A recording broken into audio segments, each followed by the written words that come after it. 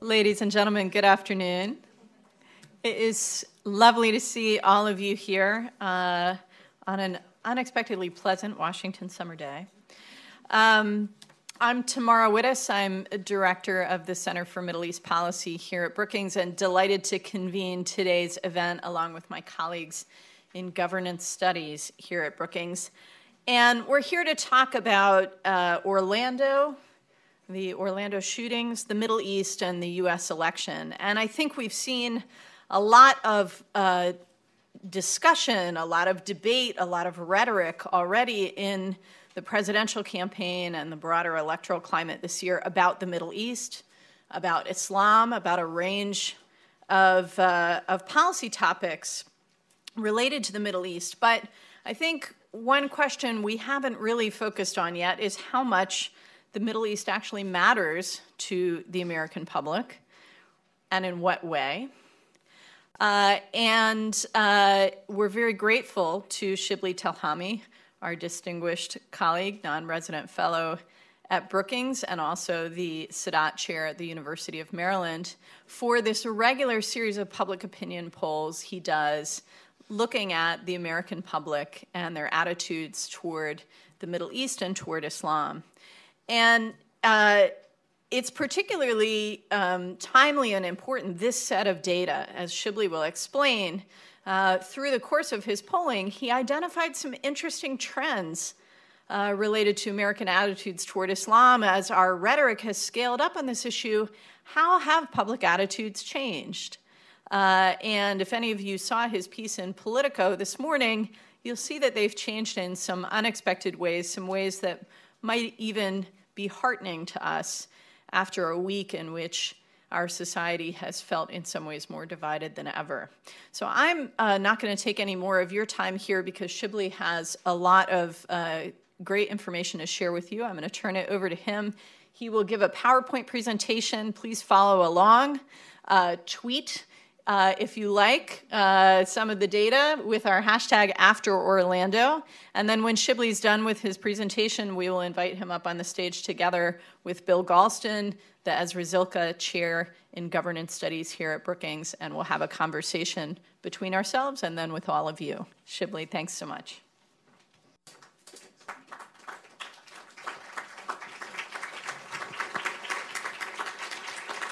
Well, thanks a lot, Tamara. It's always a great pleasure for me to do this. And those of you who have attended some of these presentations before with the new poll data know that we try to get this in a timely fashion. So we rush right to get it out. And so before I tell you a little bit more about this poll, let me thank a few people who helped us get this out. This was just done a couple of weeks ago, and we were able to analyze and get it out very quickly, particularly the second one. So I want to first start with thanking my colleagues at the Program for Public Consultation, Steve Cull, Evan Lewis, and Clay Ramsey. They've always been extremely helpful in with the data and the questions, and also, Nielsen Scarborough, with whom we do the polling, they were terrific because I went to them after Orlando and said, can we do a quick poll? And they got a fantastic poll out for us in a timely fashion. Neil Schwartz is here, Jordan Evangelista, Scott Willeth, who also helped with this. I also want to thank particularly my assistant, Brittany Kaiser, who's here, who's been fantastic in working weekends to try to get this data out. Brookings staff has been fabulous. I want to mention particularly Ann Peckham, Rachel Slattery, and a lot of other people who helped put this together. So I'm grateful for them because that's the way we can get this out very quickly. So now I want to just tell you a little bit more about what I'm going to present today. I'm presenting the results of two polls, not one poll. Now, normally I track public opinion, American public opinion on the Middle East on a regular basis. And I did one last November on issues related to Islam and Muslims, attitude toward the Arab-Israeli issue, ranking of priorities in the Middle East, a variety of other things that we released here in November. I aim to do another one in May, which I did the end of May, to be released now. Actually, this was the week we wanted to be releasing it, just before the conventions. And we had that data, and it was an interesting data. And then, of course, we had the horror of Orlando. And since the issues that I was, of course, tracking related to events like Orlando, and you would expect that it'd be affected by it, so I thought before I would release it, I wanted to do another poll right after Orlando, within 2 weeks. And we were able to get another poll. So we have really a comparison of 3 points of data beginning November, all with Nielsen-Scarborough, and with good size samples. So what I'm presenting today are the 2 polls, the one from May 2016 and the one from June 2016, before and after Orlando, on a variety of issues. You're welcome to go to the website, both at Brookings or the Sadat website at the University of Maryland for methodology. This is a national sample in both cases of a probability panel that Nielsen-Scarborough has. And in the first, the May one, it was a sample of 855 national sample plus 735 oversample of millennials. The error margin is roughly 3.4%. And the June sample was actually a little larger. It was 1312 national sample with margin of error of 2.7%. And you could look at that. So let me start with one main cluster, which is attitudes toward Islam and Muslims, something I have been tracking. And those of you who have attended these events before, last December, we did one in which we had identified attitudes toward Islam and Muslims. And in fact, I wrote an article for it in that was highly circulated, related to shifts in American public opinion on this issue. So I wanted to repeat those questions again, and basically I have 3 questions. First question is, what is your attitude about each of the following? The Muslim people. I say that because we have discovered that the American public differentiates between, quote, Muslim people and, quote, Muslim religion, that they don't identify the two exactly in the same way, and they have differing attitudes. They tend to have a more favorable attitude of the Muslim people and a less favorable attitude of the Muslim religion. This has been, and I've written about this before, we can discuss that. So we break it down. So the Muslim people, I want to show you the 3 points. November 25, May 2016, and June 2016. Look at what we find. We have exactly the opposite of what some people are expecting. Despite the rhetoric of our campaign that has been inflammatory toward Islam and Muslims, and despite the horror of terrorism and violence on our soil perpetrated in the name of Islam, what has happened since November is actually American public attitudes toward Islam and Muslims have progressively improved.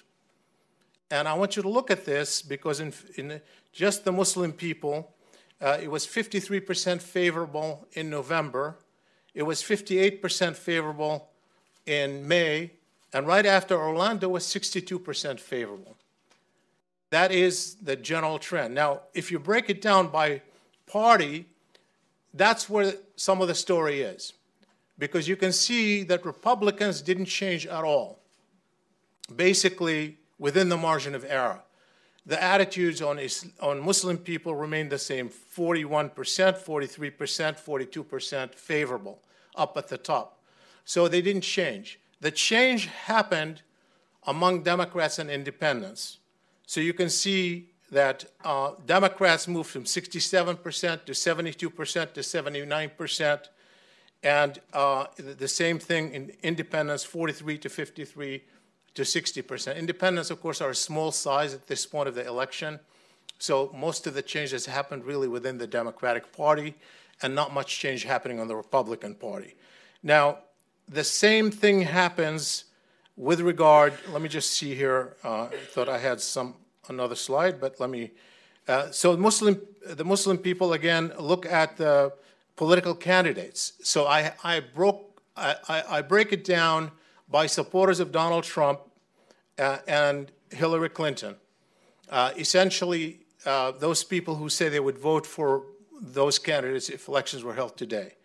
And if you look at the percentages, you could tell the story. Just from May to June, this is the change from May to June, just basically 1 month before and after Orlando. So if you look at Hillary Clinton supporters, you could see the favorable actually moved up. For Donald Trump, you could see the unfavorable slightly moved up. It's really within the margin of error, remaining the same. But you could see a huge difference between the two. What is your opinion of the Muslim religion? Again, look at this. It's remarkable. It's exactly the same trend. 37% favorable in November to 42% in May to 44% in June. It's still under 50%. Keep that in mind. So opinions of Islam remain low in the American public, but they've improved substantially, 7 percentage points, since November, at a period during which we've had heated rhetoric on Islam and Muslims, as well as violence in San Bernardino and Orlando perpetrated in the name of Islam. Again, here's the same trend. Look at the breakdown by party.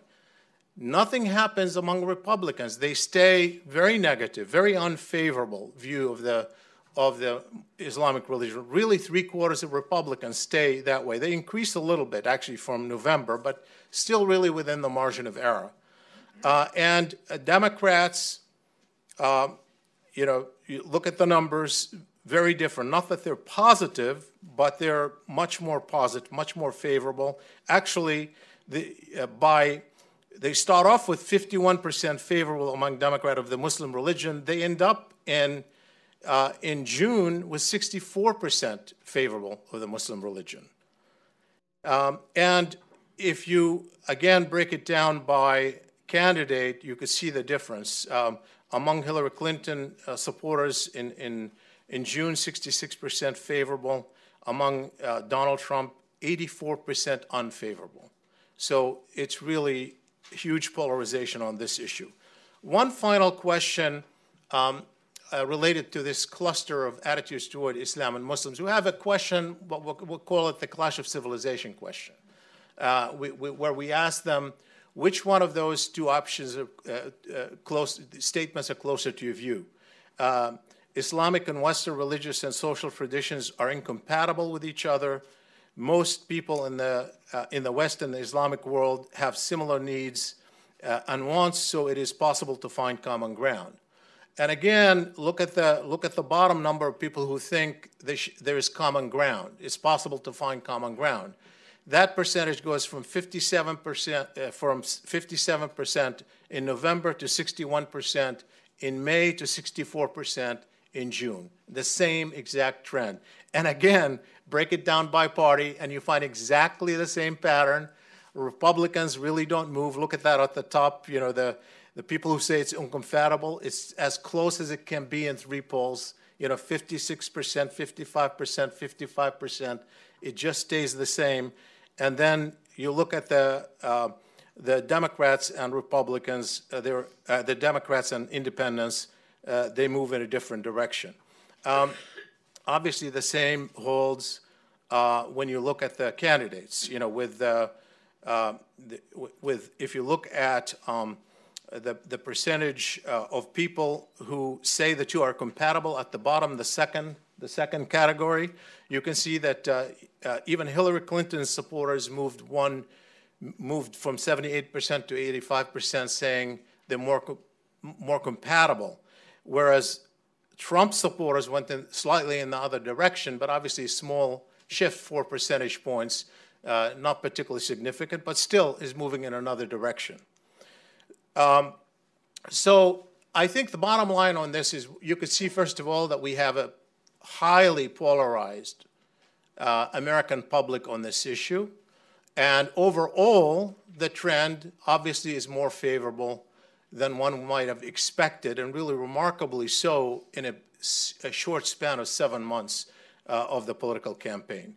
Now, I want to probe Orlando specifically, and that might also give us some insight as to why it didn't have as much as a negative effect as one might have expected. And so we asked a number of questions about Orlando specifically. First of all, it was a factual question. I always like to see how much the public knows. So one question we asked was, based on what you have heard, is it your impression that the Orlando shooter, Omar Mateen, was an American citizen born in the United States, an American citizen who immigrated to the United States, a foreigner who has been living in the United States, a foreigner who came to the United States recently? So just those 4 options that were initially talked about in the debate. Well, most Americans get it right.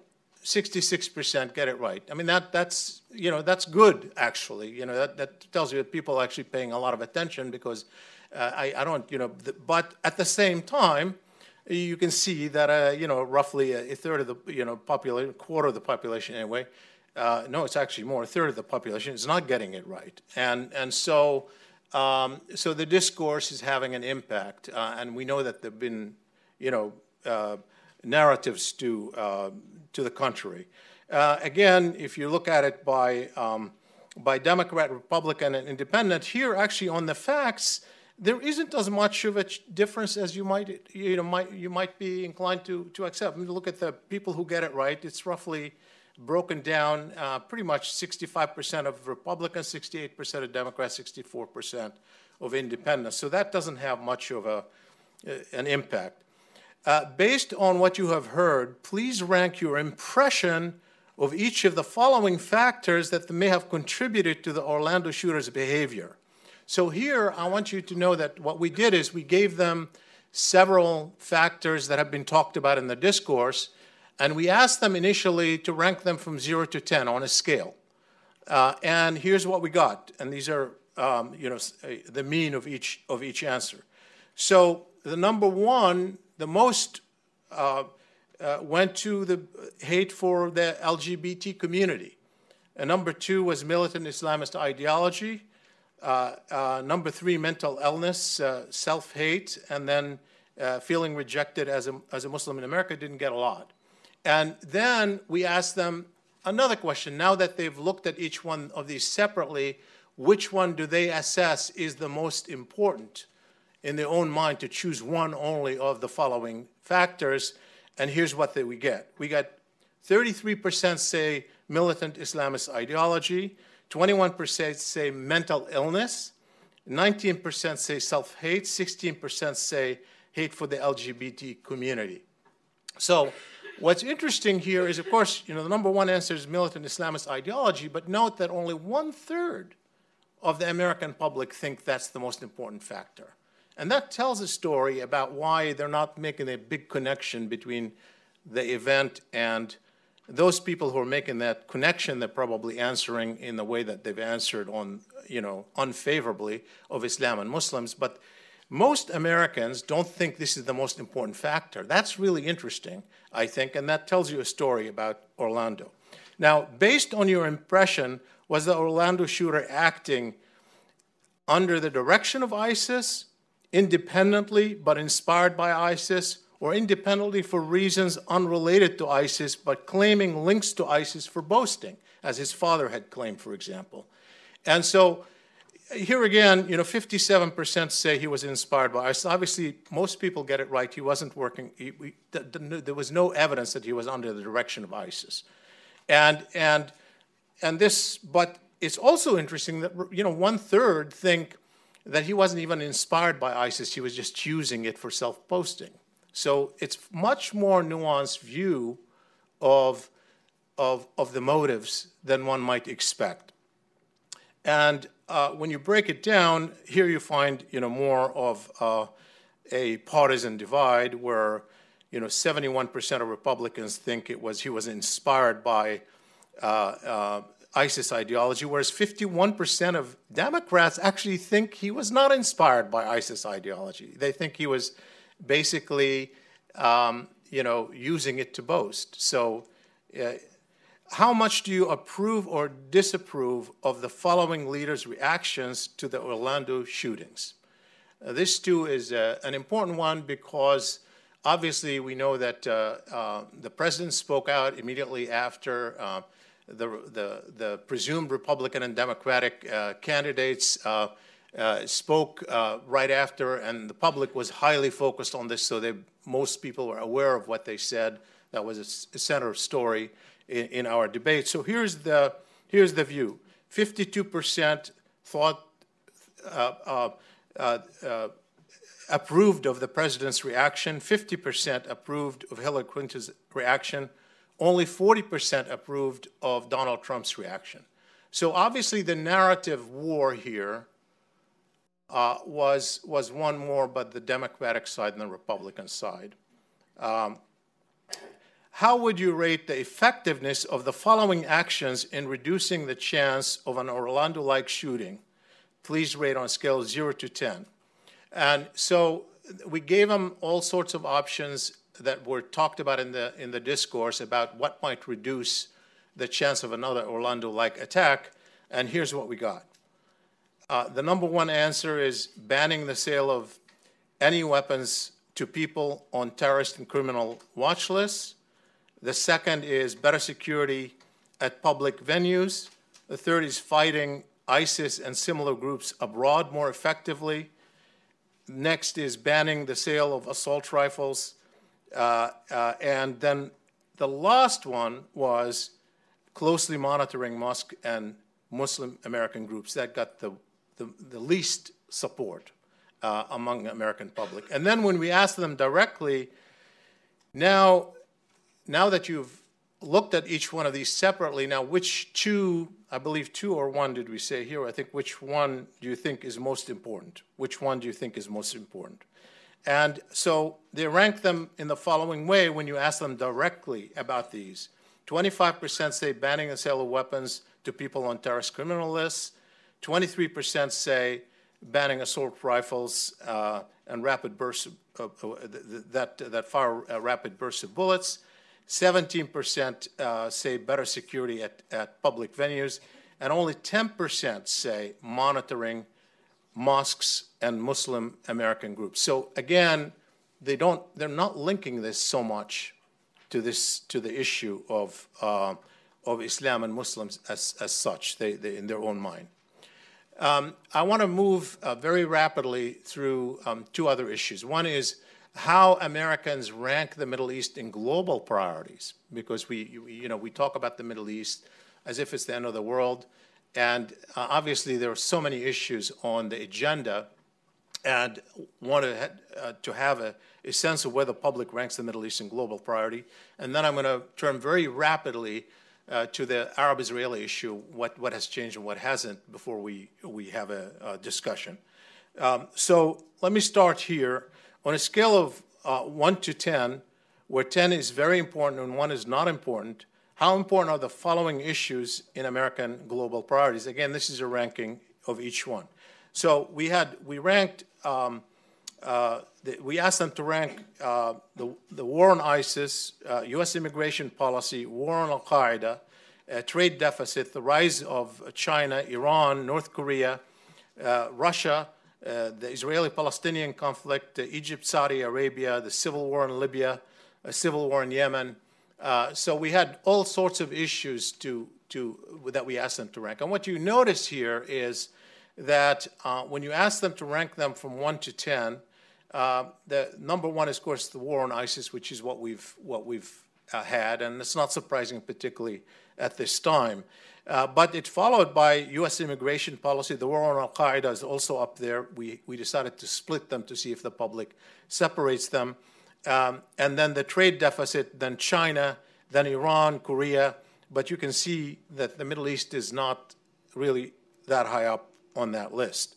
And then we asked them specifically, choose now 2 of these as the most important. So here's what we have. When they choose 2 on their own of all of these priorities, after they have looked at them individually, ISIS gets 61%. Remember, these will add up to roughly 200% because they're choosing two. So ISIS gets 61%, top issue, followed by immigration policy, followed by trade deficit, and then followed by a war on Al-Qaeda, North Korea. But notice how even Iran is only getting 7%. The war on Libya and Yemen are getting 1%. The relation with Egypt to Saudi Arabia is very low. And even the Arab-Israeli issue is really about the equal of the Iran issue on this list of priorities. Now, I want to turn to one final question, this cluster of worldviews. Now, I want to just, a quick preface. I generally ask a question that I try to get at the framework that people use in their own minds when they give an answer to. I know that this changes. So I ask a question, please name a national and world leader you admire most. I don't tell them what kind of leader. I don't, it's an open-ended question. They're right, and poor Brittany, she had to, I mean, we get obviously dozens of names, and we have to tabulate each one, and we had 1,312, and then we have to sort it out and figure out which one. So that's the thing about open-ended questions, but of course you get a lot of value out of them as well. And so we asked that in November. I'm going to tell you a little bit about later on what we found in November, but we asked it again this time. And I want you to see this because the Middle East pops up inevitably here as well. So among Republicans, the number one answer is Benjamin Netanyahu, the Prime Minister of Israel. By the way, he was also number one in November among Republicans, but he was roughly tied with Ronald Reagan. Now he's ahead of Ronald Reagan. So maybe Bill will explain this to us when we sit down in the conversation. And then you could see, Ronald Reagan, obviously, even Barack Obama is popular among some Republicans. Pretty interesting. Among Democrats, it's a no competition. It's really Barack Obama, and then it's the Pope, and then it's Justin Trudeau, and among independents, it's pretty close. No one really gets a lot. 9% for Obama, 6% for Merkel, and 6% for Putin. So, and by the way, Putin ranks pretty high up there among Republicans. I think he may be number 4 among Republicans as well. But again, these are small percentages in open-ended questions. But still, it tells you something. In your opinion, which one of the following 2 factors do you think has been most important in the emergence and growth of ISIS? So there's another question about, the reason I asked this question is lost in the previous poll. I had asked a question whether they thought the Iraq War, in a poll I did on refugees, I asked a question whether they thought the Iraq War had something to do with the creation of the Syrian refugee crisis. And I had actually most Americans say, at least some, in fact, a majority said a lot to do with it. But there was no blame. Who's to blame for the Iraq War? That was a separate question. And so here I actually wanted to ask a question about the link between the Iraq War and the rise of ISIS. And so I only gave them 2 options that are relevant for our debates because of the way the campaigns are going. Going to war with Iraq in 2003 or withdrawing most U.S. troops in 2011. And because those are the 2 that are talked about, and they're part of the narratives. You have people like Senator McCain who say it's the second. You have Democrats who say it's the first, and you have people like Trump who say it's both. I mean, this is all over the map, actually. And so what we have here is 55% of the public says it's going to war with Iraq versus 41 who say it's withdrawing the troops from Iraq. And, of course, when you break it down by party, you're going to get 74% Democrats say it's the former, and 61% of Republicans say it's the latter. And the independents are closer on this one to the Democrats than they are to the Republicans. Now, I want very quickly to dash through questions about the Arab-Israeli conflict. Now, I invite you, I'm not going to go through every single one in detail. I invite you to look at them online. We've posted them. They're all posted now, actually, both at the Brookings website, at the University of Maryland website. You're welcome to look at them. But I want to just give you a couple of broad findings and then just run through them very quickly. One is that there really isn't a huge overall shift really in the past 3 polls that I did on this issue. This issue was not repeated in the June poll. It was done in the May 2016 poll, in the November 2015 poll, and also a year earlier, where American attitudes on most of the issues that I probe here have changed only a little and mostly within the margin of error. No huge shifts. What has happened is more and more polarization by party, where Republicans have increasingly grown more and more supportive of Israeli policies, and Democrats have grown more and more uneasy about Israeli policies. And this really is the finding here, but I'm just going to go through very quickly a couple of them. One about the Palestinian two-state solution versus one-state solution. There really isn't much of a shift from November to May. Look at that. I mean, it's pretty much the same. Two-state solution, about 35 in November, is 34 now, 31 to 33 for one-state solution. Slight increase in the one state, but within the margin of error. So it's really, I would call that just a tie. And by party, you have a little more polarization. And actually, even when you compare it in the 2 polls, you do have a party effect for sure. And younger people, millennials, and we have a pretty large sample of millennials here, by the way. We could talk about millennials with confidence. We have a sample of over 735, actually 800 and some plus millennials in this sample altogether. The margin of error here is only 3.3% actually for the millennials. And so the millennials tend to support one state more than the rest of the population. The same could be seen on a host of questions, but I want to go quickly through this question, which is if the two-state solution is no longer possible, do you favor the Jewishness of Israel more than its democracy, or Israel's democracy more than its Jewishness? And by the way, we spell it out. We spell it out, so this is just a short for what it means.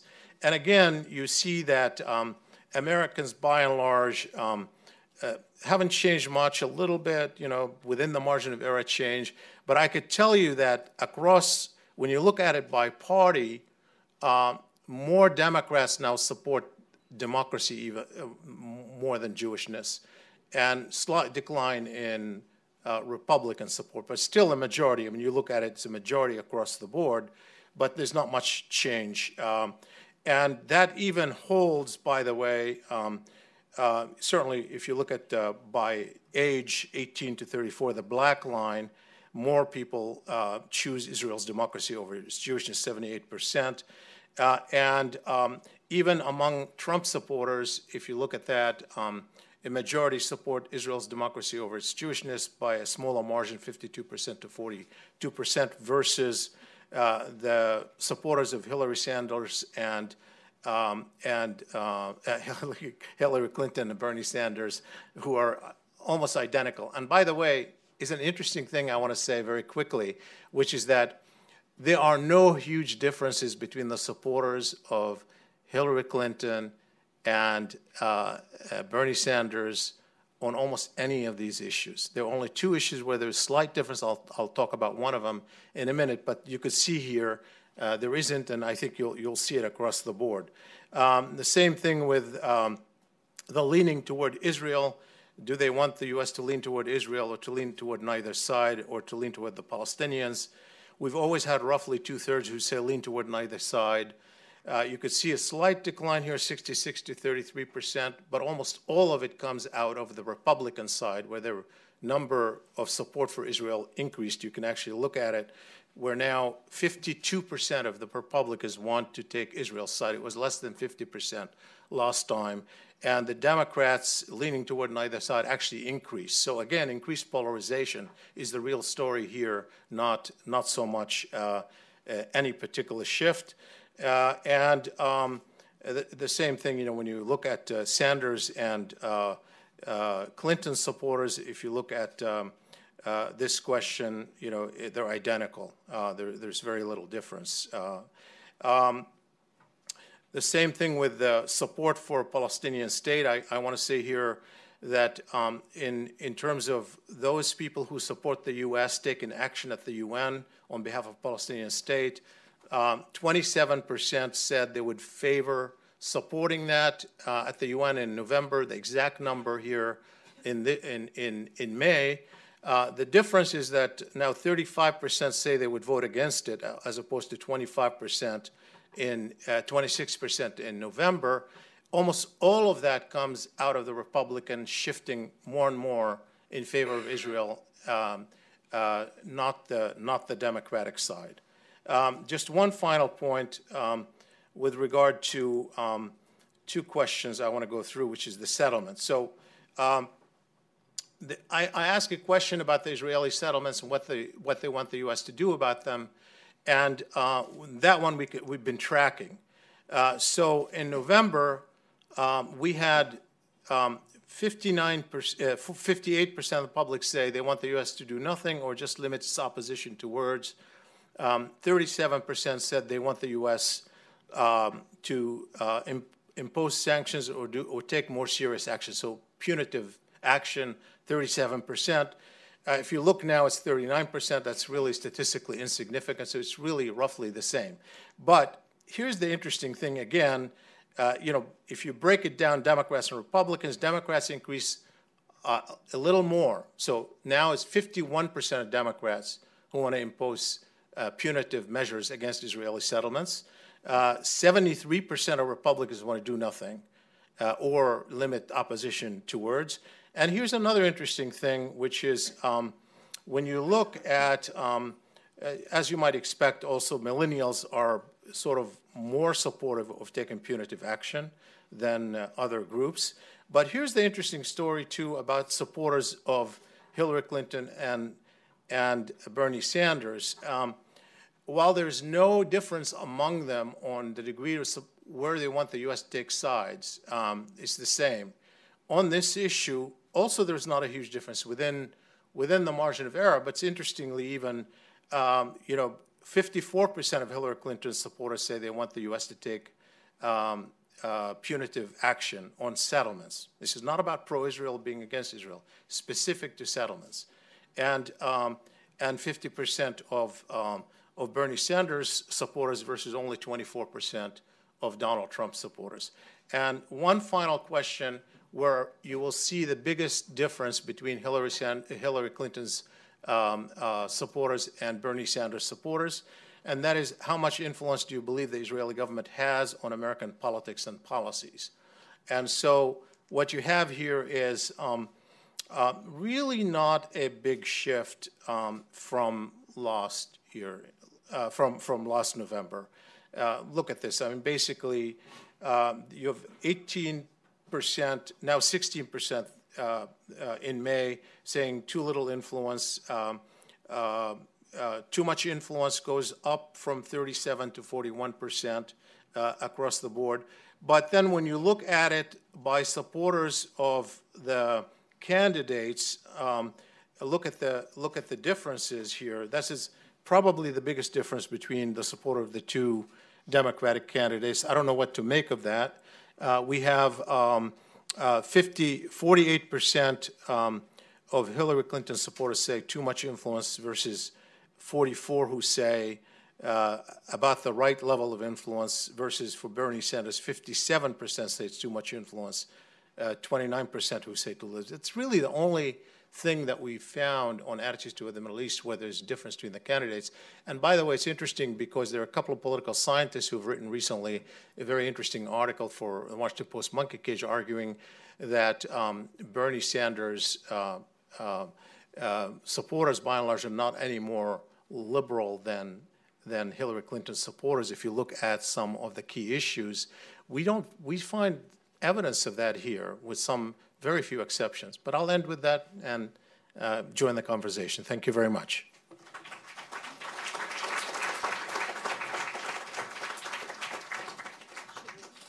I'm going to sit on the end, actually.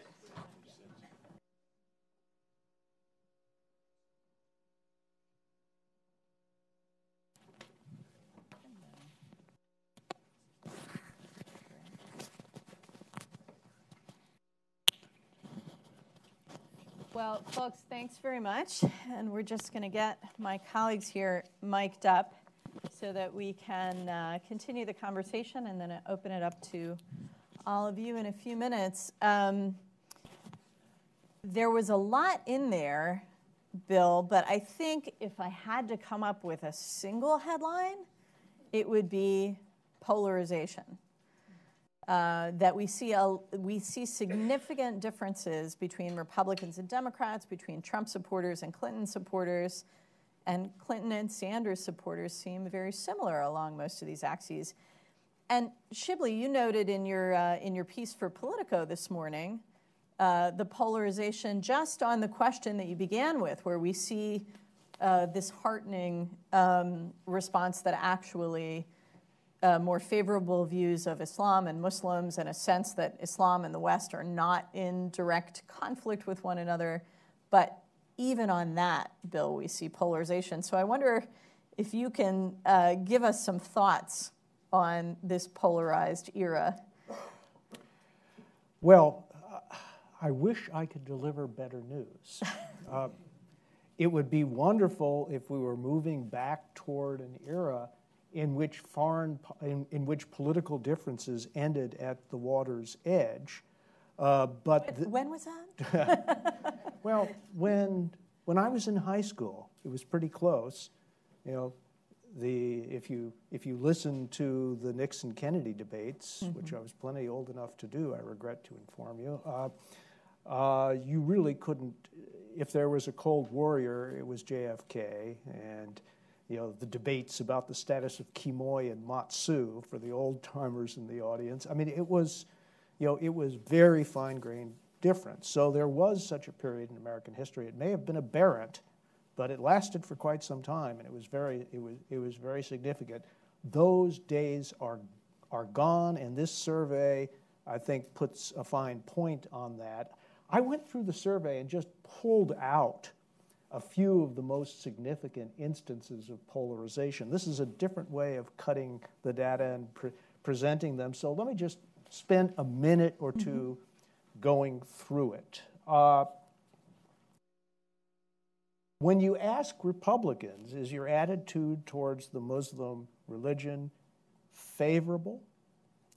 24% say yes.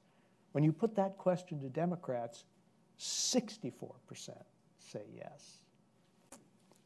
So there's just a 40-point difference.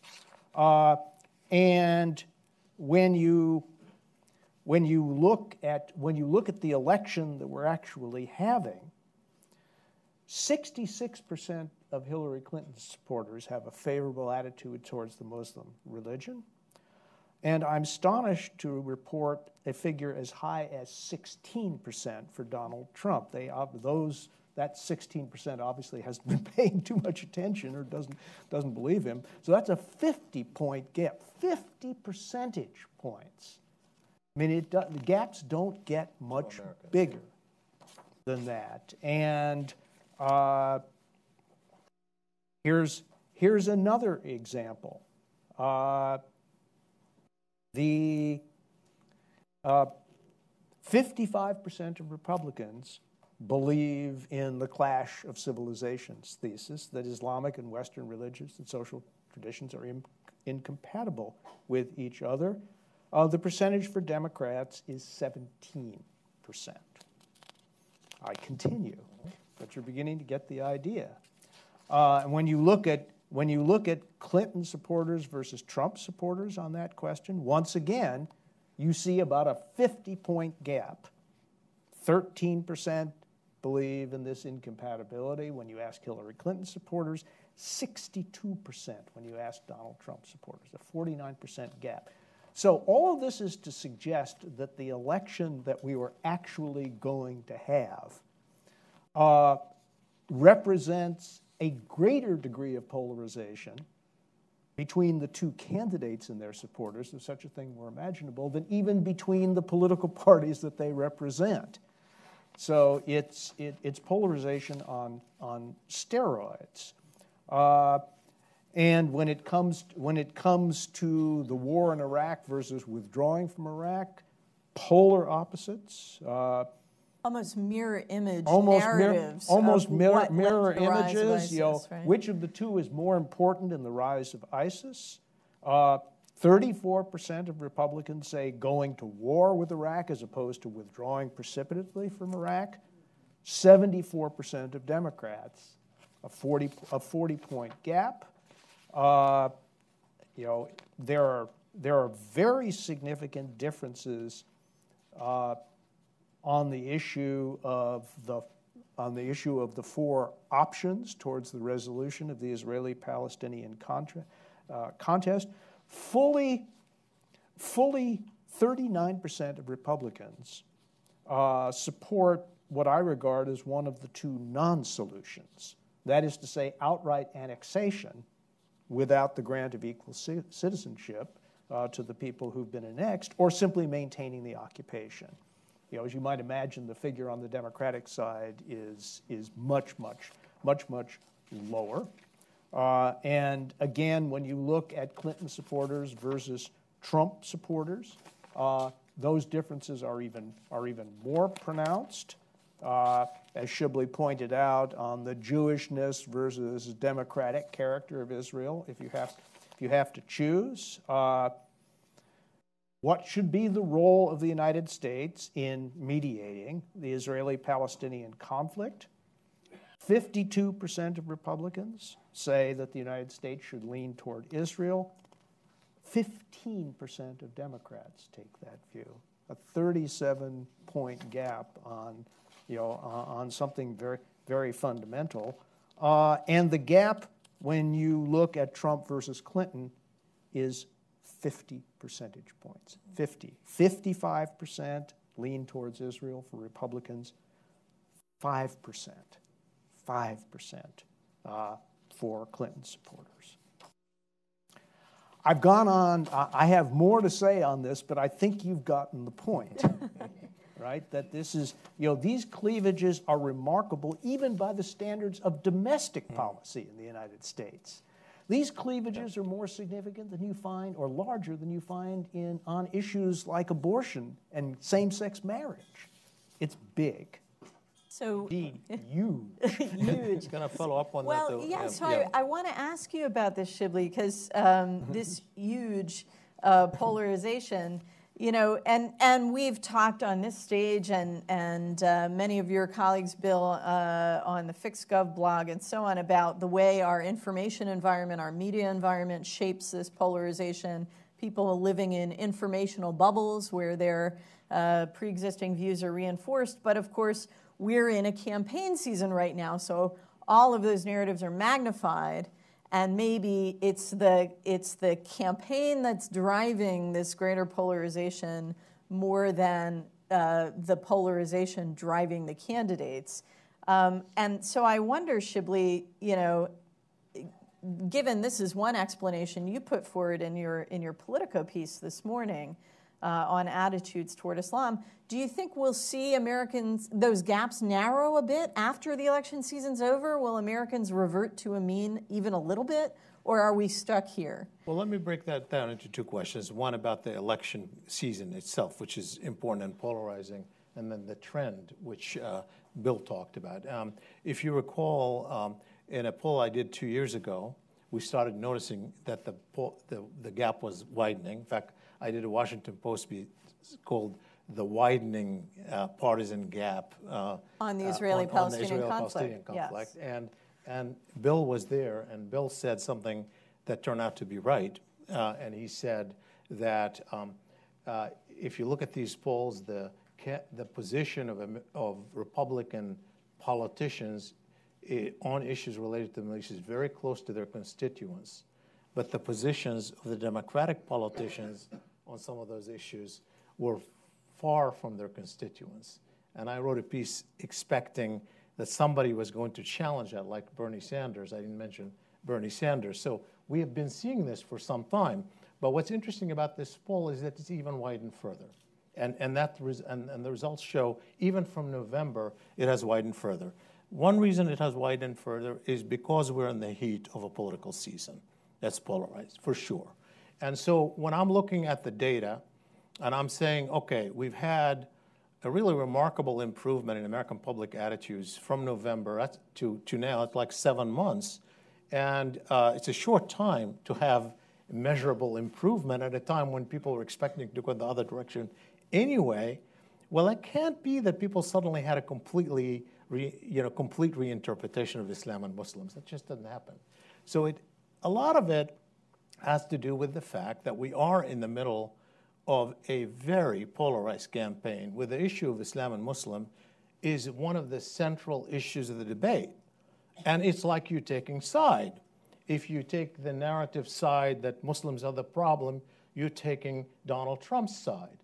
And so there's a countermeasure. So the rejection of that view is partly a rejection, is partly taken sides in the political debate, and the Islam and Muslim issue is somewhat of a side issue. So in that sense... So people are saying, I don't like Trump, therefore I don't like what he says about Muslims, and I think the opposite. And I think that explains the degree of change. But here's why I don't think that's only it. So yes, it might go down after the campaign, and it's going to depend who's going to be the next president, because the president plays a role in defining the narrative and shaping the narrative for sure. And I think because we're in the heat of the campaign now, and that has become a central issue. Not only has Trump presented his case, but everybody else who didn't want him to win had an incentive in building the strongest case to counter him, including the President of the United States and the presumed Democratic candidate, and everybody else who wants to counter him is weighing in on behalf of Muslims and Islam in order to prevent him from winning that point.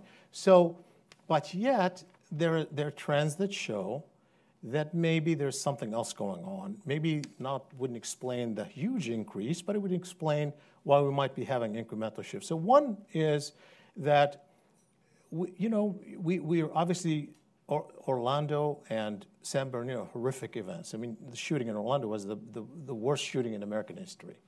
But we've been debating this issue since 9/11. This is not something about the connection between Islam and politics. We've been debating it for a decade and a half.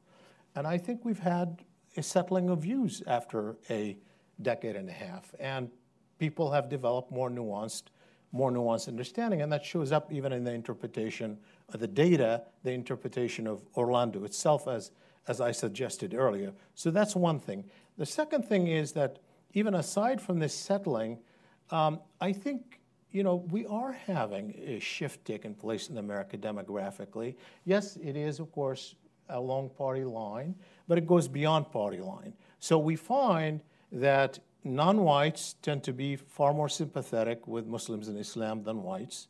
We find younger people to be far more sympathetic let's put it this way, less critical of Islam and Muslims than older people.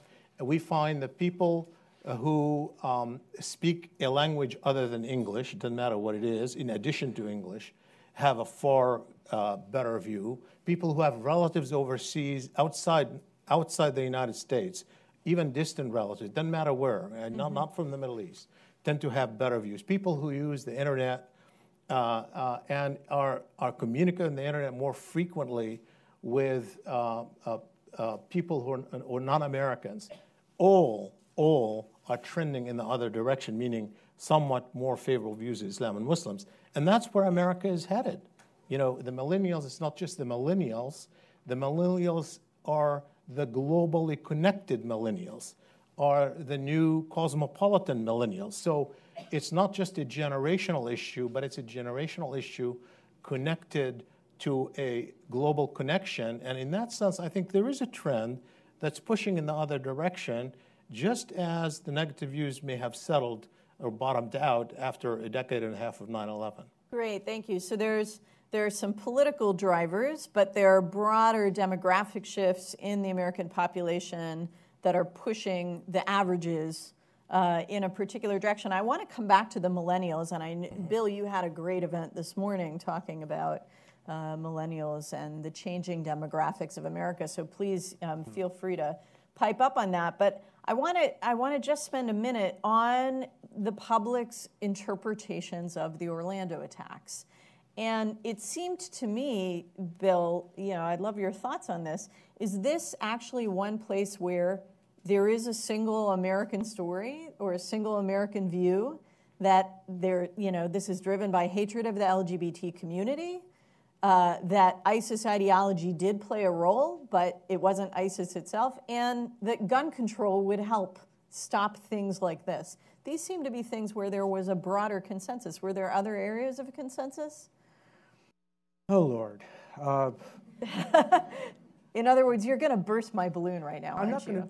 I'm not going to burst your balloon, but, and I don't want to drill down too far into the data. There were significant differences, particularly as you might imagine in the area of gun legislation, and there were also some very remarkable differences in the interpretation of the event. Let me give you one.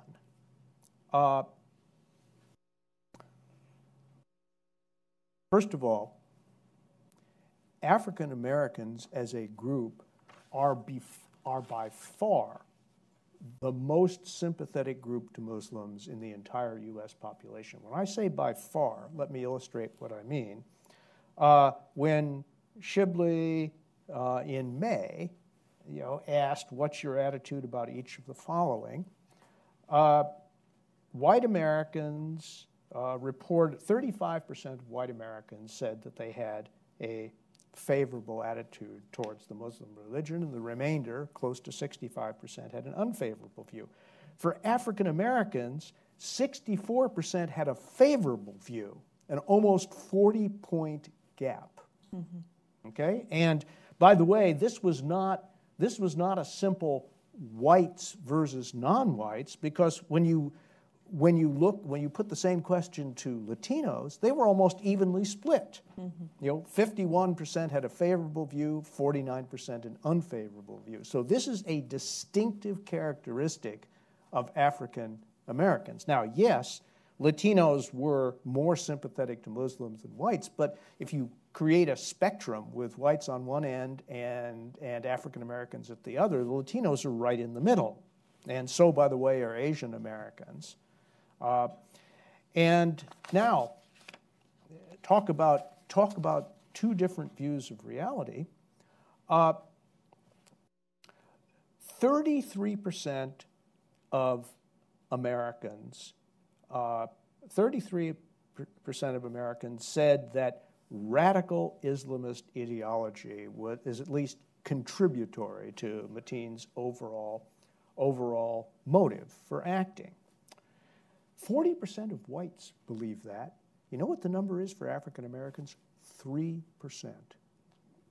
Okay, so once again, I don't want to pop your balloon, but I want to squeeze it a little bit. I mean, there are some really significant differences here that we have to pay attention to. And by the way, these go to matters of fact. See, Shibley, Shibley pointed out that it's very important to probe respondents' grasp of certain basic facts. 66% of Americans overall believe that Omar Mateen was born and raised in America.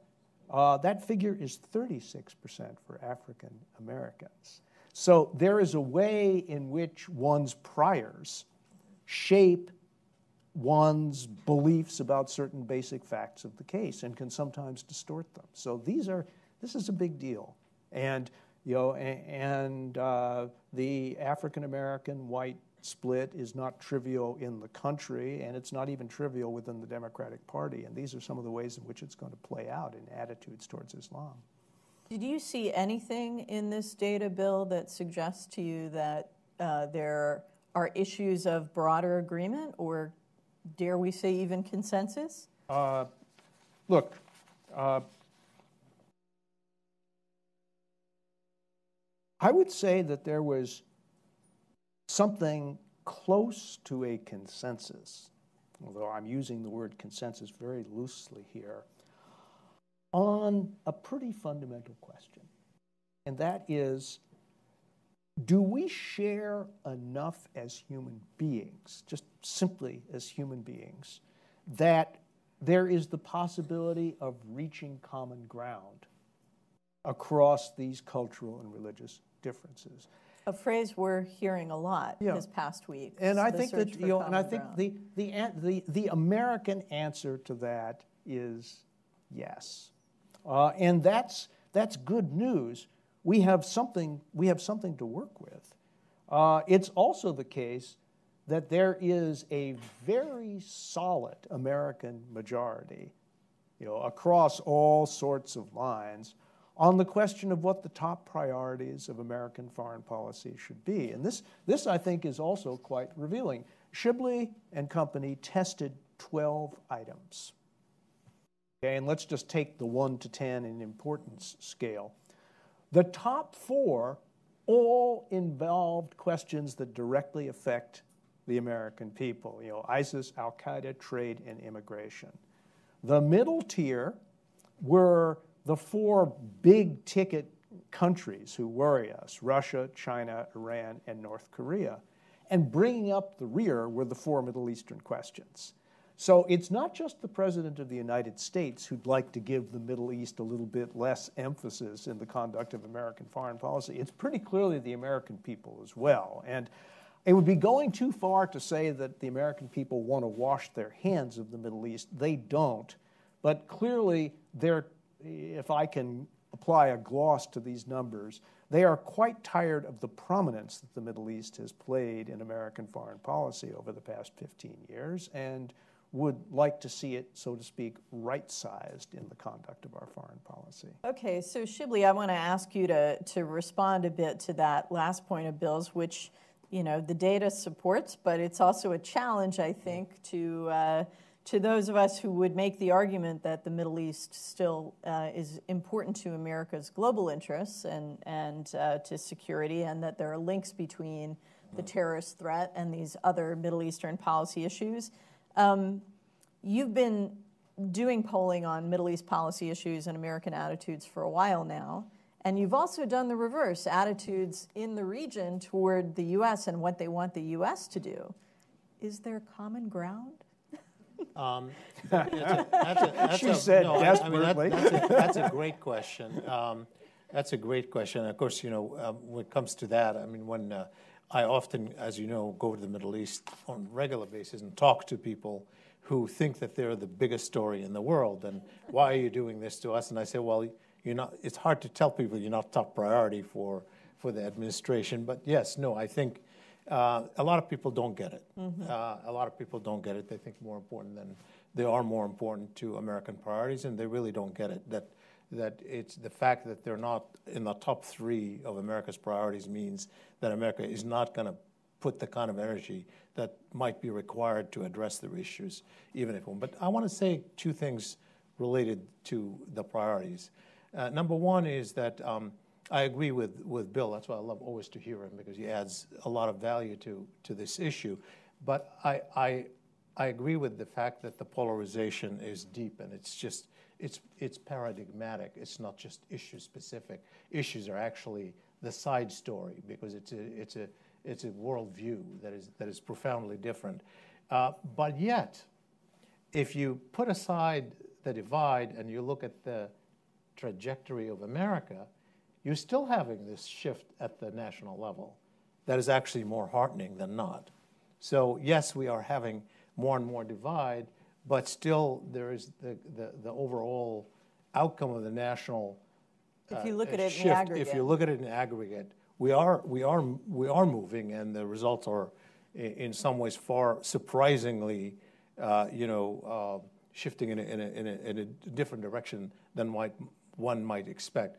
But on the Middle East priorities, yes, if you look at those issues and how they rank from 1 to 10, just don't forget that 2 of the top 4 are ISIS and Al-Qaeda. Right. Okay. So, all right. So ISIS and Al-Qaeda, yes, people don't tie them. They don't know what they mean.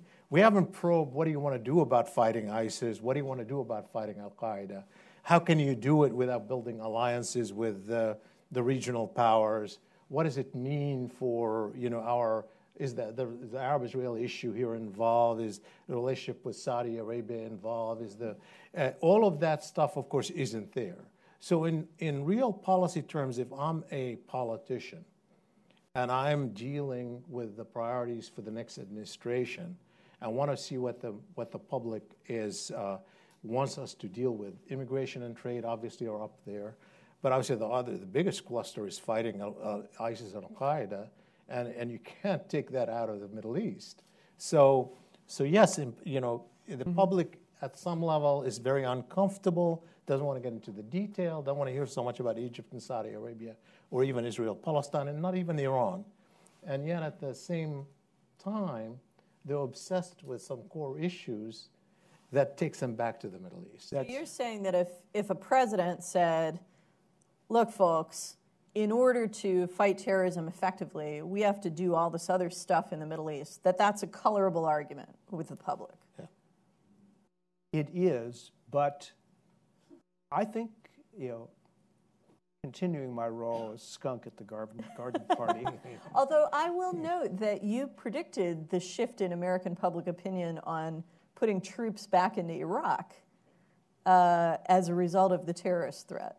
So that's true, but the American people, I think, if you probe the deep emotion, they want a painless solution to the terrorism problem. Okay, what they desperately want to hear is that there is a solution that does not involve a third large commitment of U.S. resources and especially ground forces. Mm-hmm. The American people will tolerate drones for the next 100 years. They will tolerate, in effect, an offshore campaign, whether it's naval or Air Force. I think that they will have a very hard time, even if a president makes a compelling, rational case that you can't deal with Al-Qaeda without doing a lot more in Mesopotamia, broadly construed, than we've been willing to do up to now, and particularly in Syria. Even if that's a compelling policy case, I think the next president is going to have a hard time selling that case to the American people. And I agree with that. And other polls have indicated that's true. Okay, and of course, you note that on a day when President Obama announced several hundred more troops being sent to Iraq to support the Iraqi army in its quest to take back Mosul. Mm-hmm. And we've already got special operators on the ground in Syria, and a total of something north of 6,000 troops operating back in Mesopotamia. And an announcement also within the last week that the U.S. forces in Afghanistan would remain at a higher level than anticipated. So is this already kind of pushing the envelope of what the American public are willing to countenance? Well, it would, especially if there are casualties, and then it comes back on the radar screen. But right now, I think, because these don't seem like huge numbers and they're basically invisible, I think people are sticking with their candidates and the heat of the campaign and who's going to fight against that in this environment. Because if it's coming from the Democratic president and the Democratic candidate is going to support them, and the Republicans are not really going to take issue from the left. I think, but as the new president-elect takes office and things can get around, it could become a big problem for the next president. Mm-hmm. Well, this This is the classic problem with escalation, isn't it? Yes, it is. Yes, it is. Okay, I'm going to open it up to all of you. We have limited time and a lot of folks in the room, and I see a number of hands up already, so I'm going to ask you, in fact, I'm going to demand of you that you be disciplined. Number one, wait for the microphone. Number two, please identify yourself. And number three, one, if you could, short, sharp question, and we'll get to as many of you as we can, and we'll start right there on the aisle. Yes. Yep. Hi, I'm Masara Makati with the Washington Report on Middle East Affairs.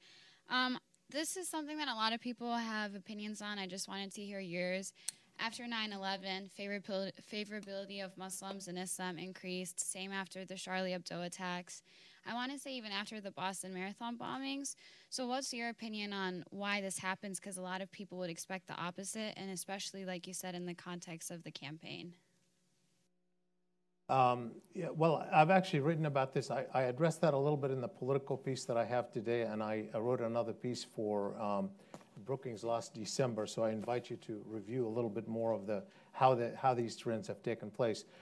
Actually, one of the things that happened after 9/11 is the interesting thing is that for quite a while, American views of Islam as a religion didn't really get worse. They remained relatively positive. Certainly, the first one done by ABC News, I think, in 2 months after, was more favorable than unfavorable, and several other polls right after. I think things didn't really start getting worse till the war in Afghanistan and then Iraq that changed the paradigm. And my own view, at least it's an interpretation, it's debatable. My own view is that we had an intense season of a lot of violence that was highly charged, painful to America, particularly the Iraq War. We had a paradigm here that favored the clash of civilization interpretation. And I think the highest level I have recorded of kind of negative views of Islam by the American public was originally in 2011, which was 61%. And that remained relatively, I can't tell exactly at every point, but measured it again in November last year, it was still 61%. So we didn't really have, I think it leveled off at that point. And I think now we have the spike because of what I suggested earlier. But I don't think it's been static. It's definitely been dynamic. Okay, thank you. We'll take a question right over here. And maybe we'll take a couple together if that's okay with you folks. Good. Thanks very much, Shibley, as always. Garrett Mitchell from the Mitchell Report. And I want to come back to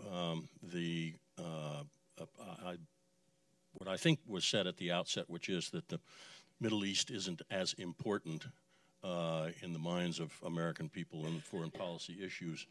And yet, as you've just pointed out, that one could argue that that when you have ISIS and Al-Qaeda among the top four, it seems to me those are sort of both proxies for the Middle East, and they might have been even more proxies if you had said ISIS/Syria or Al-Qaeda/Iraq, etc.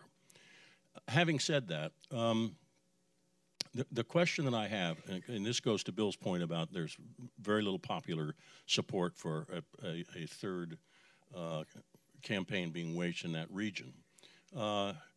As interesting as this listing is, and as telling as it is in some respects, in the final analysis, isn't it really the case that, as Prime Minister Macmillan said many years ago, that what drives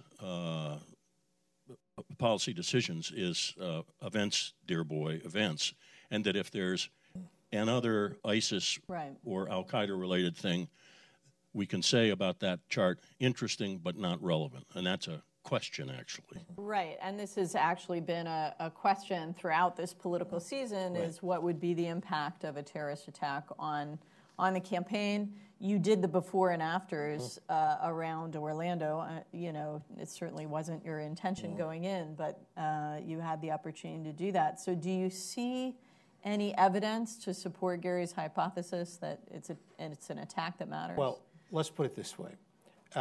obviously, American priorities can shift depending on events that are outside of America's control. That's always the case. You know, whether it's terrorism or something else happening, where the U.S. is going to have to react in a way that is unexpected.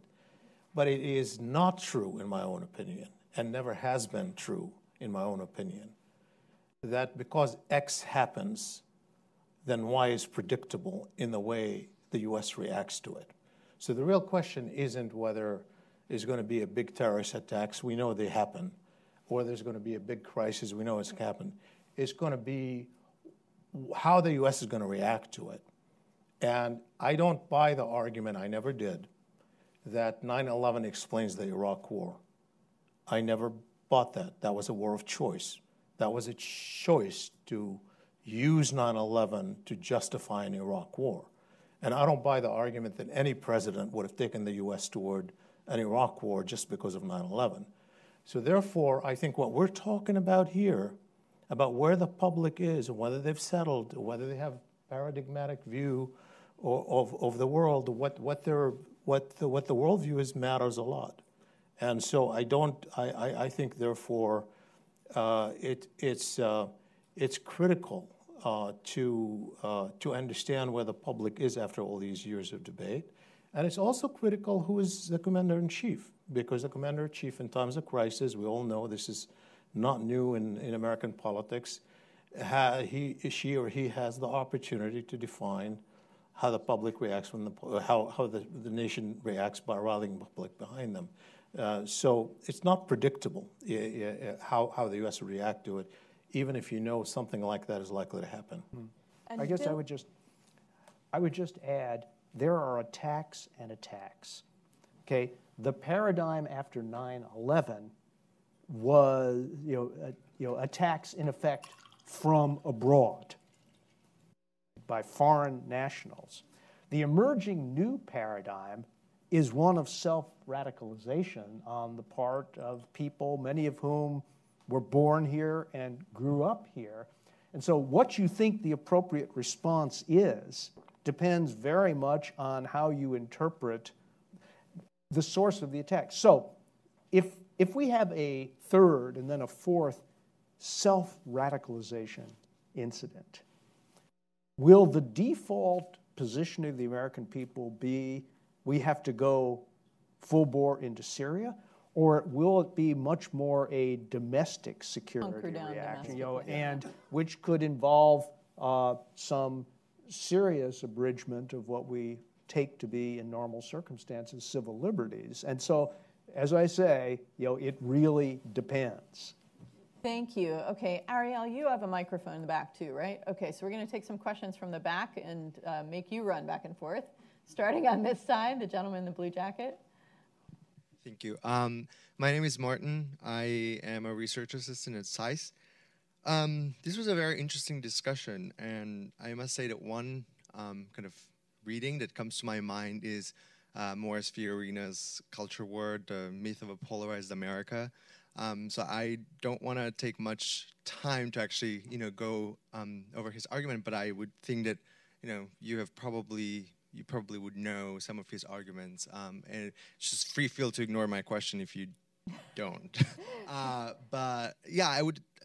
So the really question appreciate. is, does this data support the culture war argument? But no, I would really appreciate to just kind of if you can just engage with what Fiorina might potentially kind of say if he would actually disagree with your argument that actually there is more and more polarization in the U.S. and if he would actually disagree, how would you actually kind of disagree with him? I mean, I would appreciate that. All right, that would be a very interesting dialogue. Unfortunately, he's not in the room. Right. May I answer it briefly? best? Yes, because please. I've engaged with his work for a decade now, and to put it simply, I think he's wrong. And I think these data are one further indication of why I think he's wrong. And so I see no conflict whatsoever between this report and what I believe to be the truth of the matter more generally. Okay, thank you. Let's now flip over to the other side in the back. Saeed in the tan jacket. And Thank you. My name is Saeed Erica. Sorry, Saeed, when you're done, just pass the mic to the gentleman right in front of you. We'll take both your questions together. Thank you. My name is Saeed Erica. I'm a Palestinian journalist. On the Palestinian-Israeli issue, how do you reconcile the fact that the poll shows virtually no difference between Sanders supporters and Clinton supporters? Yet, in the drafting of the platform and the drafting committee, there was a huge difference. I mean, there was a big split between the two, with the Sanders camp insisting on adding an end to occupation and so on. If you can. Thank you. Okay, and? Hi, my name is Diego. I'm an intern at the Climate Institute. My question is regarding the possible motivations for Omar Martin's actions. I was wondering if there was a question about racism or Hispanophobia, because I think that can play just as important role as homophobia in this case. I don't think it's a coincidence that all of these victims were Latinx people. And even if Orlando is a predominantly Latinx community, that does not, I still don't think that Hispanophobia is out of the conversation. So I would like to hear more about why people are not acknowledging that as a possibility, or if that showed up in your survey at all. Thank you. Thank you. It's certainly an element that hasn't been discussed as much in the public conversation around these attacks, and I don't know what the crosstabs show, Shibley, but maybe there's some data on differential views on that as well. So you want to kick us off? Yeah. I mean, first on the Arab-Israeli issue. I mean, you know, I have an interpretation. There's a whole debate, of course, on this. It's complicated and needs further studies. I need to study it a little bit more. I'm actually doing an article on it, so I'll be probing more into the data to see what the differences are. But I'm persuaded, actually, that at the core, you know, the differences within the Democratic Party on the matter of Israel-Palestine isn't as big as it looks in principle. When you look at, for example, what Sanders proposes in terms of two-state solution, et cetera, they're very similar. And the differences are more embracing a candidate you think would win better. It's not, people are not choosing the candidate based on whether they're going to be good for Palestine or for Israel. Let's keep that in mind. So when they're choosing Sanders and they're choosing Clinton, they're choosing him for other reasons. This is a marginal issue for the American public. So it's not a surprise to me that Democrats, as we see across the board, have been I don't want to say unified, completely unified, but very close across the board. And the biggest puzzle to me is not the differences between Sanders and Hillary Clinton, or but the fact that the public seems to be more angry with Israeli policy than the politicians are. That has been the case, and particularly on settlements. Settlements really get the public, and we've seen that before, but particularly gets Democrats.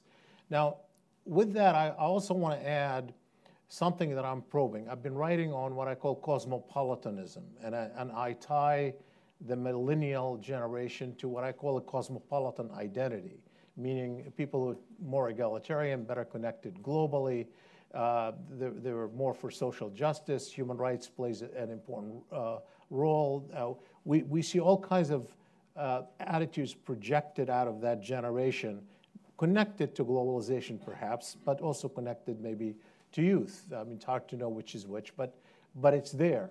And the Arab-Israeli conflict, while it's not a priority for that generation or any generation in America, frankly, it is still a very important prototype on a whole set of issues of human rights, justice for a lot of the millennials. And that's one reason I think why it became much more galvanizing to some of the supporters of Sanders, who were particularly among the young. And we see when you look at it, when you look at the divide by age, how the younger Democrats were far more angry on this issue.